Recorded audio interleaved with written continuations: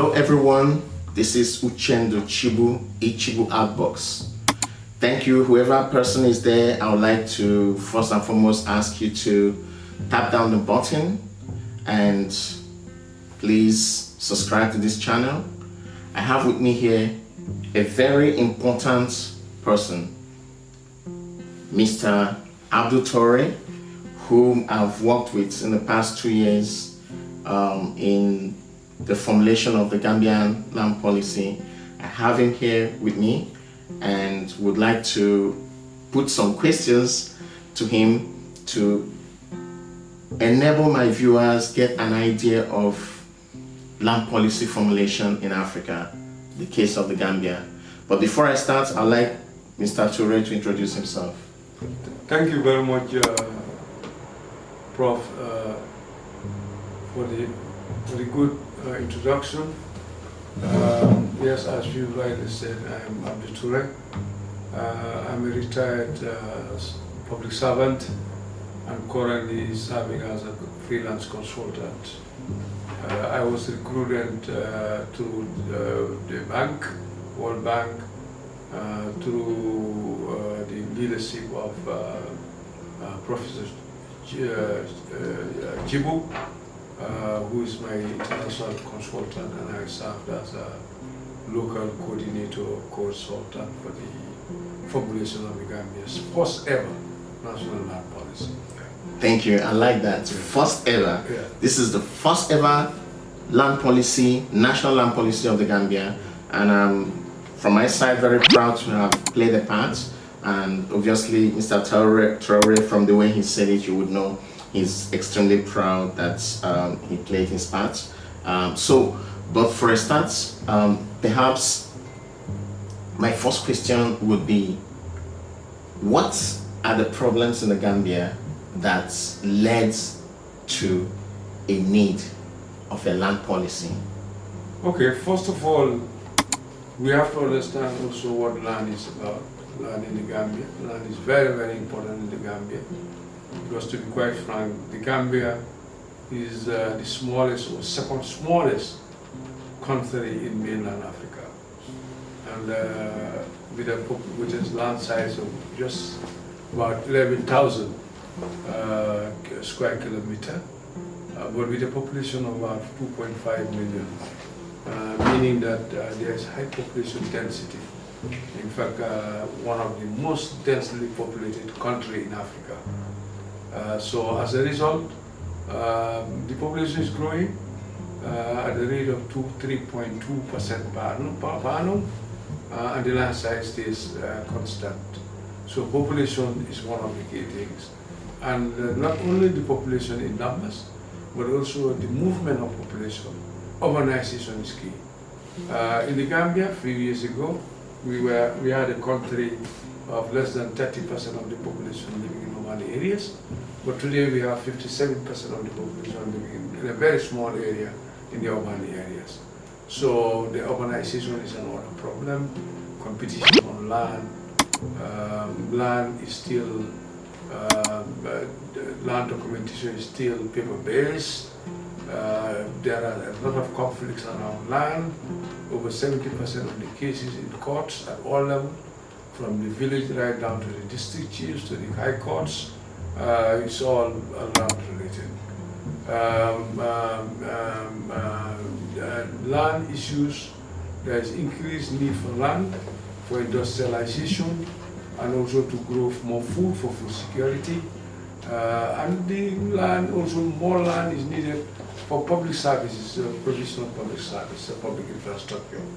So really there is a high demand for land, and there are competing forces on land. And the Gambia had no clear roadmap in the form of a policy outlining how land should be administered, how land should be managed, and how land should be owned in the country. So all the legal frameworks that existed were very, very old. In fact, I will tell you, we still have the 1881 Conveyance and Property Act in the Gambia, which is still practical. Then the next one was in 1991, the government promulgated an act called the State Land Act. In 1994, also there was a World Act that was promulgated, which is called the Regions Act.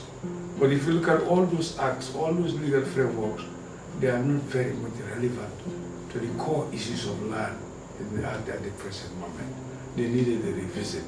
And this policy provides the opportunity for really a new look on land issues in the country. I really appreciate your very detailed response to that question. My next question then would be, even before we go into the process of the land policy formulation, which is very important for this particular topic, I would like to know the land policy itself, the formulation process requires resources, both human and material resources and funding. Could you speak a little more about the resource requirements, support for the policy formulation? First of all, we have to also acknowledge the fact that there was a political goodwill and political commitment, because without that nothing could have happened. Because of the commitment of the government, land reform was part of the agenda of this current administration. So they touch base with a lot of development partners to see how they can be assisted in the formulation of this great policy. Thank God, the World Bank, through the World Bank, the bank was willing to provide some assistance through the Walker project, which is the West African Coastal Area project. They provided some funds to support the government in the formulation of the land policy. But it was also linked, very, very important, because the West Africa Coastal Management Project also is centered around land management and sustainable land management. So having a policy was one of the key outputs of that project, and the bank provided funding to it, and the funds were available, which were complemented with government commitment and also some bit of government resource allocation.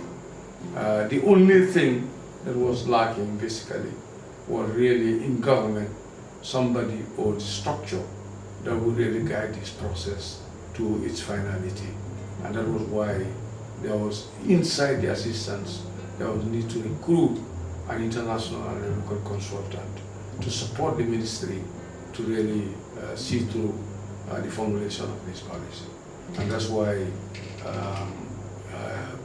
Professor was recruited, and later was recruited after a month or two to join the team to really set the ball rolling. Yeah. Thanks very much. Yeah. I think I've mentioned sometime before in another interview that one of my best the best decisions I ever made as the international consultant was during the recruitment process. You were finally recruited. Yes. Because it was quite competitive. Yes. With about 3 others and 2 very competitive, options, and such that it was quite difficult to make that call. But so there was always that line, maybe for your for the colleagues in the Gambia, maybe they knew what they wanted, right? But they're always saying to me, we leave it up to you. Whoever you decide, whoever you recommend, it will be that person. And so for me it was challenging because I understood that I didn't know the local situation very well. I didn't know the individuals, and they could already know the individuals, have their own preference. And normally you want to be able to recommend someone they are also willing to work with, and someone who at the same time has the knowledge that they need, in doing the work, and then who has the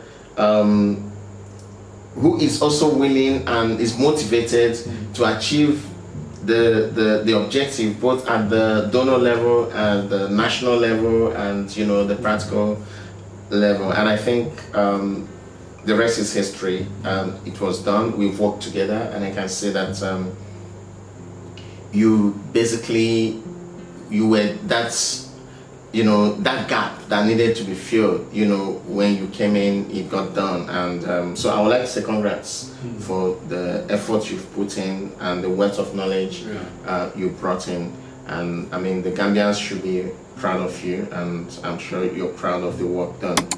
Now, that said, I would like to go into the key critical question, which is, can you explain the process of the land policy formulation from the goal to the end? Okay. Yes, as I said, yes. When funds were available and the key personnel required to support the process were recruited, the first thing that was done was really to draw up a roadmap. We initially had an 18-month roadmap that was designed, that outlined all the key activities that need to be done up to the final approval of the policy. Although at the initial stage, we were all convinced that the practical issues can be done professionally. But what we might not be able to control is the approval process of the policy, which is really at the political level. But we were willing to take the risk to say within 18 months it will be done, and we dive into it, really. Having confidence that with high level of professionalism and also social skills, we should be able to manipulate things to see to it that approval is done when it's due. So when we developed the 18 months roadmap, one of the first things, because land is multi-sectoral, we had to really develop frameworks which will really be inclusive and participatory. So we established some few structures. The first one was the National Steering Committee was established. This comprised of all the permanent secretaries that has to deal with land, from agriculture to environment to infrastructure, and everybody. All these permanent secretaries were part of the steering committee. And also we also invited a private sector representative and a representative also from the civil society. So this was really the highest level of the structure that approves all the work plans, all the budgets of the formulation process, and they provide guidance to what's happening. Below this also we had a small light technical committee at the Ministry of Lands that does the day-to-day issues, supporting the consultants in whatever we're doing. These were basically the technical people who are directly involved in land issues, like the Deputy Permanent Secretary Technical, the Director of Surveys, Physical Planning and the like, and also the Head of Planning at the Ministry, along with myself, and also the thematic working groups heads. We developed 4 thematic working groups, which was the next level. Their heads were also part of this technical meetings group. So below that technical committee, we had the thematic working groups, as I said. 4 important thematic working groups were identified that later became really the main body of the policy. The first one deals with land tenure and land ownership in the Gambia. The second thematic working group was on land use planning and management. The third one was on legal issues, to review all the legal laws that exist for multi-sectoral wise and within the sector itself, to really all the laws that deal with land issues. The High Court Committee also deals with that. Then the fourth one was the one that looked at land administration and institutions involved in land administration. So these were the 4 critical thematical working groups. They met several times, and I, as the lead coordinator, had to participate in all the meetings and ensure that the minutes of the discussions were documented. And finally, after a series of meetings, we provided them also not only the composition of the committees, but also we provided them guidelines, terms of reference, very clear terms of reference, which outlined what we wanted each of the thematic working Now fire water. yeah. So all in all, 73 institutions participated in the thematic working groups as members. Depending on their specialization, they belong to the various committees. So, and also we took into consideration in all the thematic working groups, the civil society, NGOs were represented, the private sector were also represented. In some of them, even the media were also represented.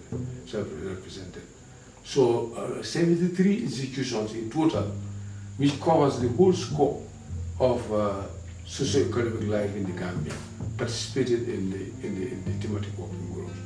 And they came out with very good technical papers. And at the end, those were the technical papers that were used, put together, and provide guides, and then that facilitated the consultations. All the consultations that we did across the country. We went to all the 7 regions, all the 5 provincial regions, and all the 2 municipalities. We went to 16 districts. You know, you have 36 districts. We went to 16 districts in the country. We went to wards. Also, we identified in each region, we identified 3 wards. We went to them. We had consultations with them. Then when we came back to the center, we had consultations also with specialized groups. Specialized groups here, we mean group of young people only. What does the young people think about land in the Gambia? What land policy would the young people want to see? We had another consultation with women only. We had another consultation with the private sector only. We had another consultation with people living with disability. We had another consultation with the religious bodies, because knowing that also land, Gambia is a highly faith-based community. We had a consultation with the Christian community. We had a consultation with the Islamic community to really get their perspective of what does the religion say about land. Because if we ignore them, we are ignoring a very important area, which might really lead the implementation of the policy into problem. So we did all the sectoral consultation, we did all the regional consultation. It means we've done consultation horizontally and vertically to ensure that the land policy, we receive voices of everybody, so that it becomes an inclusive and a very participatory process. So finally, when we got all these things, at the end of all these consultations, there is a consultation report produced. In fact, I have many consultation reports available. All these consultations are the report, we produce a report. So finally, we synthesized all these consultations together and drafted a framework for the policy. And then we looked at the raw material and placed them in their relevant areas. And we didn't only stop there. We said, okay, let's have a 1-week retreat with all the technicians, with the 2 consultants also being there. We go through the process, we go through the policy layout, we go through what people have said, we come up with a draft policy. So we went to this 1-week retreat in Mansakongo with the objective of finally we'll have to come up with a draft policy. With all the materials available, we should use it to come up with a draft policy. Mansakongo is the... Mansakongo. It's the... It's a regional headquarters for Central, where the drafting was done. Was done, yes. So we had this drafting retreat. So we were, after 1 week being there, we were able to come up with a soft draft. We came up with a draft policy, and then we came back to the headquarters, and we said, okay, this is a draft policy, let's still subject it to consultations. This was sent to all our development partners, locally and abroad. This was sent to pressure groups. We had activists, land activists in the Gambia and outside. There are people who are doing research on land, particularly customary land ownership. We send these drafts to everybody to get comments. We received comments, we incorporated them. We gave deadlines. We extended deadlines 3 times to ensure that at least we get everybody's views. So we incorporated all these comments into a draft. We produced a second draft. And this second draft also was subjected to a validation process. We followed the same consultation route. We went to all regions. We went to selected districts. We had national validation, which was capped by national validation. And then finally, we got all these comments together. Again, we came out with a third draft. This third draft also was subjected to a lot of reviews because some of the responses that we got came very late, but we were very patient to wait for the last comments. We incorporated all these things, and then the draft document was handed over to the minister. And the minister said, no, he will not take it to cabinet until it is circulated among his cabinet colleagues first, for them to review and give us comments. Because he doesn't want comments to be at cabinet level that much. We produced all copies. We forwarded all these documents to cabinet office, and it was circulated. 2 weeks deadline was given. At the end of the deadline, we got about 25% response from the ministers. I went back to the minister, and the minister went to the president. And it was a subject of matter at cabinet level. It was discussed, and the president gave them an extension of another 2 weeks for each minister to review and come up with your comments on the document, so that when it comes finally, nobody should say any other word. So with that second chance, we got additional comments from most of the ministries now. We incorporated them, the ones that were doable, and then finally, we produced the final copy for cabinet consideration. And I'm happy to say that the document was approved unanimously by cabinet on the 3rd of September when it was tabled. 3rd of September this year, it was approved by cabinet. Immediately it was approved and signed, and then we started producing copies. And we started the first level of distribution was to all cabinet members and to all National Assembly members and to the Chief Justice. So these copies were sent to the first round of distribution was done to all National Assembly members in the Gambia, to all ministers, and to all permanent secretaries, and to the Chief Justice. So this is the copy. Actually, it was done. This is the cabinet approved version, and there's an implementation plan also developed for this. The policy is for 2026 to 2035. There's an implementation plan guiding this, which is also divided into 3 phases. Phase 1 comprises of the first 3 years. Phase 2 comprises of the next 4 years, and the last phase is the last 3 years. So it's all divided into 3 phases. And in the first phase, we've costed all the priority activities that needs to be done in the first 3 years, and we require a total funding of about $50 million to see it through. I have a question there. Yes. By the way, that was a detailed narration of the process, Yes. though you broke it quite simply. Yes. And I hope my viewers would be able to understand that, because the land policy formulation process is not as easy as he has tried to break it down, but that's the difference between walking and telling the story. And one important aspect, I went through these documents.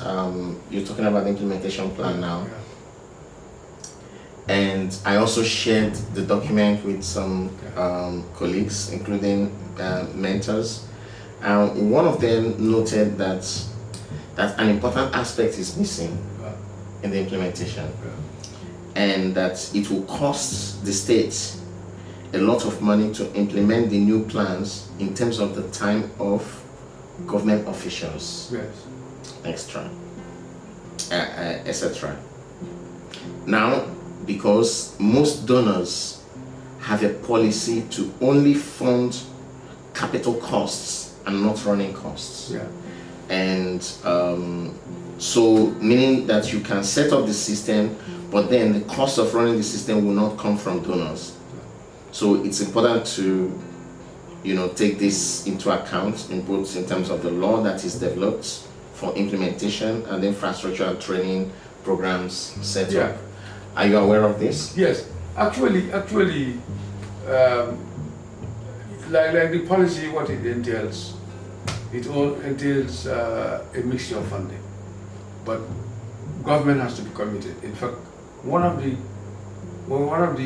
critical preconditions highlighted in the implementation, there are 5 conditions that are set, precedents that are required to ensure successful implementation. One of it is funding, like capacity and other things.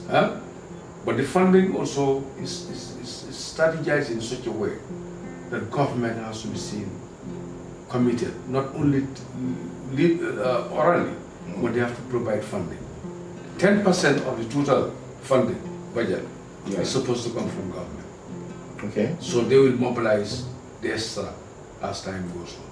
So that's clearly spelled out that at least all the infrastructural, all the issues, 10% counterpart contribution have to be provided by government from domestic budget.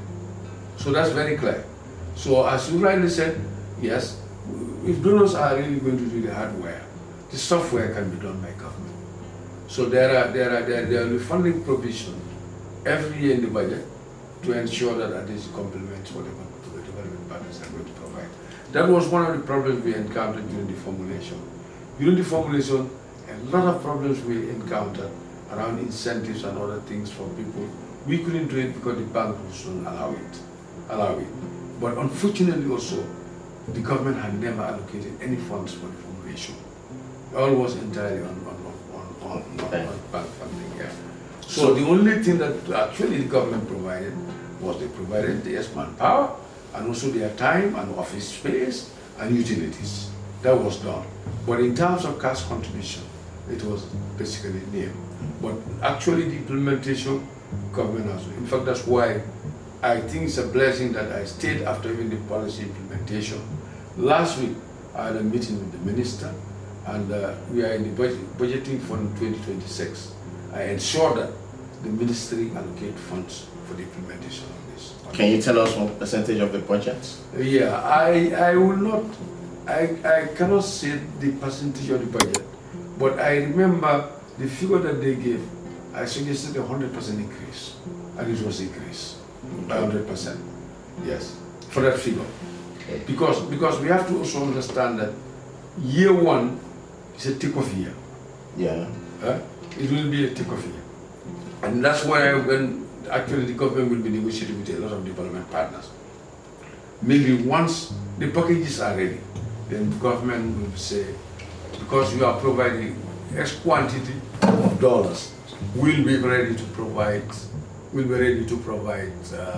this amount also. Yeah. Okay, can you just one more thing to talk about? I mean, it will be incomplete to speak about the policy without telling us the content of the policy. What is it in the policy that you think was not there in the Gambia in terms of policy and requirements that this new land policy is bringing in? Well, a lot of issues are involved in this policy. In fact, I would say that the policy will revolutionize the land sector in the Gambia. First of all, as I said, the policy provides digitization and land registration, which is key. Today, what we all have is paper-based. You write on paper. Now that we have the policy, what is in the policy in terms of the content, you know, that is different or that will make a difference to the people of the Gambia? Okay. First of all, the policy will enable the Gambia to use land efficiently, effectively for the economic development of the country and to generate employment and also address poverty issues in the country, reduce poverty. So in practice, actually, it brings a lot of new things that will benefit citizens. Like, it talks about land registration of all land, digitization of land records, which will really prevent a lot of the current conflicts that are around land issues. Because currently, the same plot of land can be given to many people, multiple allocation, because it is paper-based. But once it is digitized, then that issue is addressed straight away. The land policy also will provides us the opportunity to zone the Gambia. That this for settlement, these areas are meant for industries, these areas are meant for public utilities and the like. The zoning is an issue in the Gambia. It will really help a lot in addressing urban pollution and all these things, and people settling in wetlands and the like. So the policy provides all the mechanisms to ensure that that happens. Due to time, I would be more specific. Yeah. What can you say about the protection of customary rights? Yes. Then the other issue is the policy really pounds a lot on enabling women and marginalized groups to have access to land. The policy recognizes the customary land ownership regime. In fact, to be quite frank, it's strengthening, and also it looks at all the existing problems around customary land ownership, which is around lack of documentation. Everything is oral based, and the policy will really enable. It has recommended for the first time what is called a customary certificate of customary ownership of land, which is going to be a title deed equivalent that can be used for anything, traded for anything.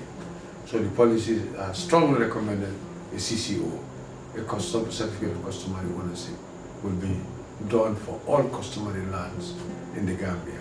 Sorry. And also the administration of land is going to be decentralized.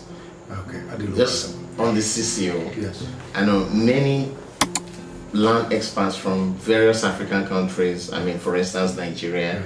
would argue that it's just a piece of paper, Yeah. because in some of these countries they have customary rights of occupancy or or certificates, and the banks do not recognize them, or they are not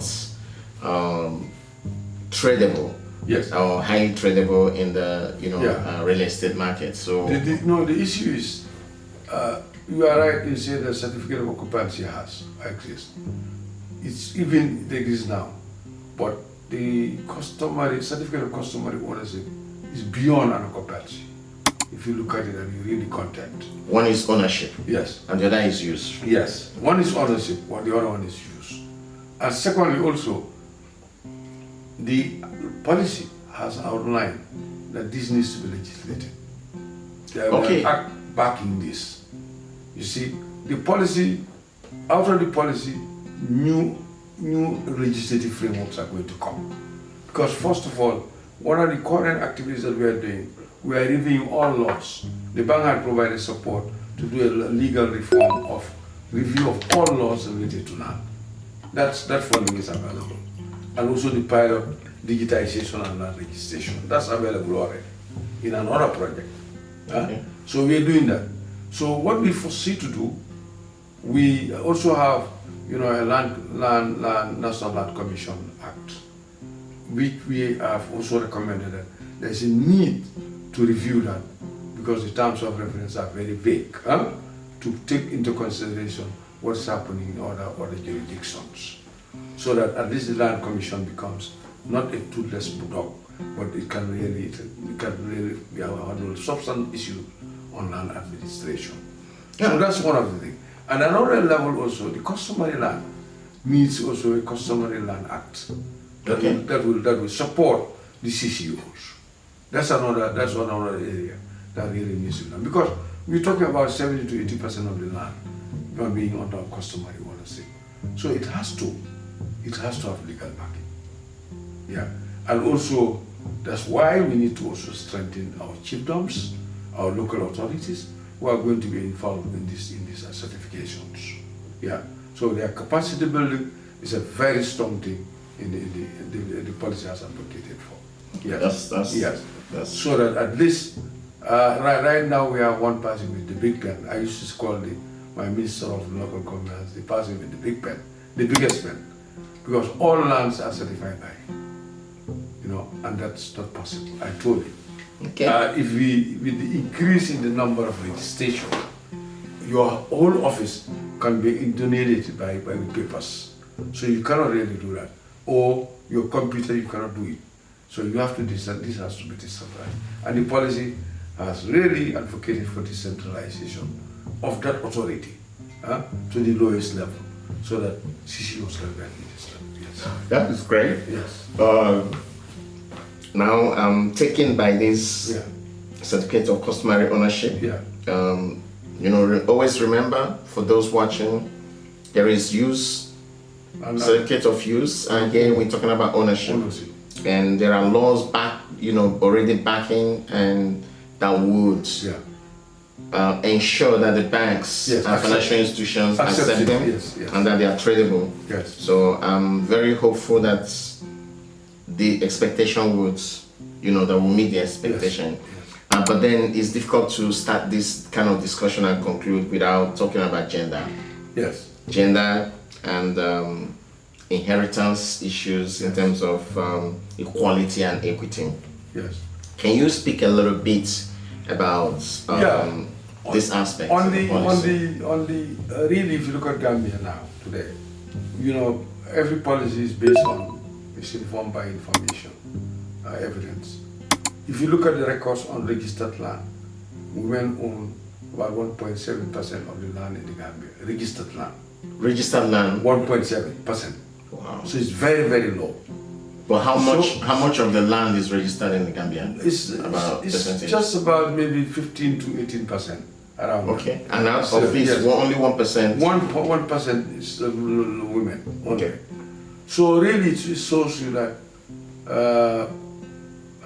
women are underprivileged. They don't have access to land. And there are also a lot of reports that we reviewed during the policy formulation. That the UN Commission, some of them, some international NGOs like actually commission to really look at women's access to land, women's access to productive resources. All really shows that women don't have access to land. Basically, in the Gambia, they have access to use land, but ownership is critical. So the policy, one of these policy measures is really to break that. In fact, in some instances, quotas are identified. A certain percentage needs to be given to women. Like wherever the state is giving... In the policy? Yes, in the policy. What the percentage? 33%. 33%? Minimum, yes. Minimum? Yes, minimum. A minimum of 33% is highlighted in the policy. By the end of the implementation of this policy? By the end of the policy. It's expected? Yes. Okay. So you've touched also another issue, but that's on land that's been allocated by the state. Yes. The state has to bear that in mind, that women, people living with disability, and young people have to be protected. They have to be given their quota. Is there any quota for youth? Yes, there is. They have quotas. Yes. Okay. Yeah. So that's highlighted in the policy. But where we have an issue is, as I said, most of the land is traditionally owned. But then, even in that also, we have also indicated that where a couple exists, if they are registering land, let them registering in their names. Joint spousal, that's all part of it. Okay. The recommendations that are there. The issue of allocating land in the even the land allocation issues or land mediation committees at the local level, women have to be represented. In all the structures dealing with land, women now have to be represented. Currently, it's a no-go area for women. But we've said in all these structures, women must be represented. So where they are, their voice will be heard. Where they are, they will be represented. So definitely we feel there will be gradually a cultural revolution in this area, in terms of really only men should be owning land. Yes. But even in the rural areas, it's quite clear also that in most places in the Gambia, land that is dealing with food crops belongs to women. Yes. Cash crops belong to men, generally. Food crops belong to women. Food crops. And cash crops to yes. women. The only problem is, like when you marry to a family, the family will give you their land for their food crops. You own it. You mean a man? No, a woman. Okay. When I am married to your family, it's responsible of your family to give me land for the food crops. For the food crops. So it's named after me and I own it. The problem is where divorce is. When you divorce, you have to leave the land. You don't own that land again. You have to go back to your father's land where you belong to. That's an issue. But but maybe this system was put in place to reduce divorce rate. That's possible, yeah. That's also possible, yes. But whatever happened, the only thing is acting on the side of the woman rather than yes. But there are caveats in the policy that really talks about that, because we went deep into the cultural issues to really look at why women are not favored and how this can really change. Yes, that section. Access to land by women has a whole area in the policy. Yes.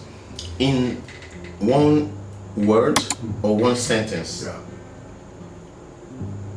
what do you think describes the basic principle for this policy of the Gambia? The principle behind it. It can be one word, it can be one sentence. Yeah, transformative. Transformative. Transformative.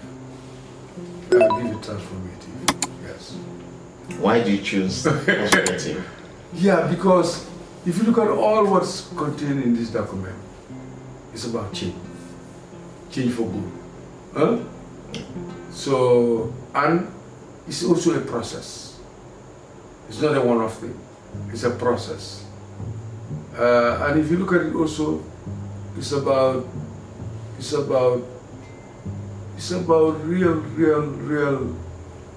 change happening over time. I'll ask you another one. Yes. Considering that it's transformation and it's all about change,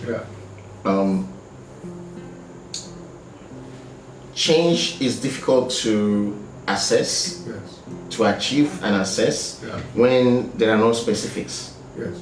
Specifics in terms of timeline, in terms of funding, in terms of legal reforms, or other forms of details. In fact, vague commitments are harder to track and hold accountable in all forms.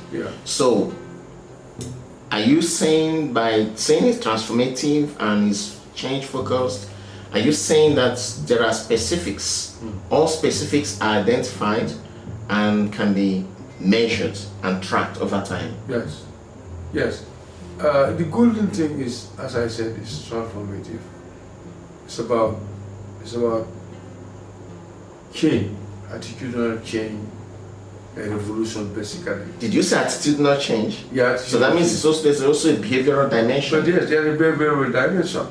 And also there's also the way our structures will change, our functions will change, our processes will change, our legal frameworks will change, everything will change, basically. So tell me. The policy embodies that. Thank you. For the good of Gambians. So tell me. Yes. From the side of behavior, what behavioral change, in terms of maybe the way the Gambian citizen or the Gambian population has been behaving towards land policies, what behavioral change do you think is necessary in implementing this land policy? Several areas, there is need for attitudinal change from the duty bearers. From? The duty bearers. Duty bearers. Duty bearers, people acting on public for public good. Huh? There is need for them to change. Huh? There is need for the local for the right holders, which is the ordinary. To change from what to what? To change, and also. From what to what? Okay. Like what's happening today will really change completely. A lot will change through the policy. How? Let's use the duty bearers. Yes. The duty bearers. What aspect of duty bearers' behavior in the past needs to change, and to what for the success of this policy? Like let me give you an example. If I want to document my land today, it might take 3 years. 3 years. Yes. And there are 89 steps involved in it. 89? 89 processes. I have all the details involved in getting 89 steps involved. Wow. And if you are lucky, maybe they are within the same location. If you are not lucky, it might be 300 kilometers apart. So in the process, your documents might even be lost. So what's the... your documents can be lost. You find people going after their documents from one office to another. They don't know where it is. I'm laughing, but this is not a laughing matter. And the system cannot also trace it to tell you where your file is, your documents. Yeah, but where does human behavior come in here? Yeah, that's what I'm saying. It's all about lack of its working system. Okay. So ethics. Yes. And yes. The lack of a working system. This policy will drive that. Will change that completely. Although I agree with you, the people that we have now will not be able to drive that change. Okay. That's a challenge in the implementation of the policy. Because attitudes don't die easy. So what do we do? What do we do? No, gradual process. It's going to be a gradual process. And you need change champions to drive this process. We need to build capacity, new capacity. We need change champions to drive the process, to ensure to unlock places that are locked, and to push things to go. And that's one of the reasons why we are trying to look at implementation modalities. I see. Models across. We went to Ghana, we saw something. We were in Uganda, we saw something. We want to come here, we want to go to Tanzania, that was the justification. So that at least before the end of the year, we are able to come up, make a solid recommendation on the way forward, on who's going to do how this is going to be delivered. For the interest of my viewers, when Mr. Touray said when we want to come here, he's speaking about the Sierra Leone. We are currently in Sierra Leone, and the Sierra Leone has had a very successful land reform that relates to communal land acts. And this is a good practice that others need to learn. And so I'm glad you mentioned Sierra Leone, and also capacity building of research. Capacity building, yes. You will know that I interviewed the Vice Chancellor of the University of the Gambia with regards to this. Yes, because if you look at the structure, there was a capacity assessment also done. While we were making the policy, the bank also funded the capacity assessment on the sector. Okay. Could you imagine the whole directors of surveys and lands? There is no chartered surveyor. No chartered surveyor? No, the highest qualification in survey is a diploma. And this is the head of the survey cadre. This is the head of the valuation cadre. This is the chief government surveyor. This is the government chief value. They value for compensation and all these things. If you are not qualified, people can challenge you to court every day. The situation in terms of capacity is terrible. It's terrible. I'm glad. It's terrible now. I'm glad. One thing I say with us in Africa is every situation in Africa is an opportunity. Yes. Right. So If you're behind others, it's an opportunity for you to grow properly, organically. If you're ahead in terms of a process, it's an opportunity for you to reach, reach there. So I'm also involved at the moment with capacity building with the University of the Gambia with regards to the land policy, and I hope that perhaps something great will come out of it, because you can't drive a land policy without capacity building and education, which usually would come from universities and research centers and other training institutions. And so when I interviewed Professor Herbert Robinson of the University of the Gambia, the VC of the University of Gambia, we had these discussions. And I'm hoping that the university itself will be proactive in delivering in this aspect, because the ministry cannot do this on their own. They could send people out for training, but not that.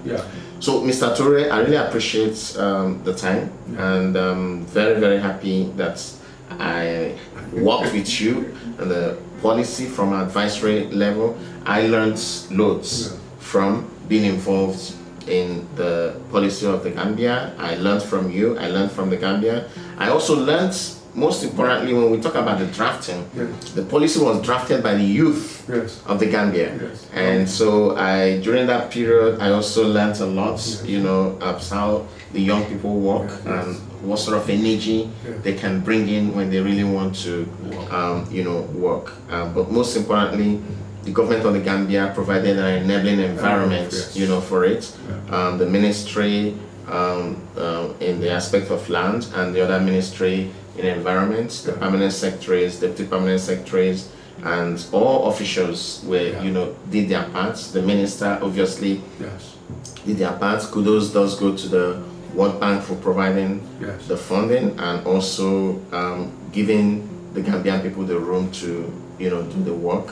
But none of these will work, and none of these would create any form of success if the citizens of the Gambia do not accept this. And I'm glad that is approved, but then the final aspect of acceptance is the citizens accepting its implementation and supporting its implementation. And from the way I look at it, I'm very hopeful that this will happen. And I want to wish you, thank you. It's been great. Congratulations to you and the people of the Gambia. I appreciate it. Congratulations. Congratulations.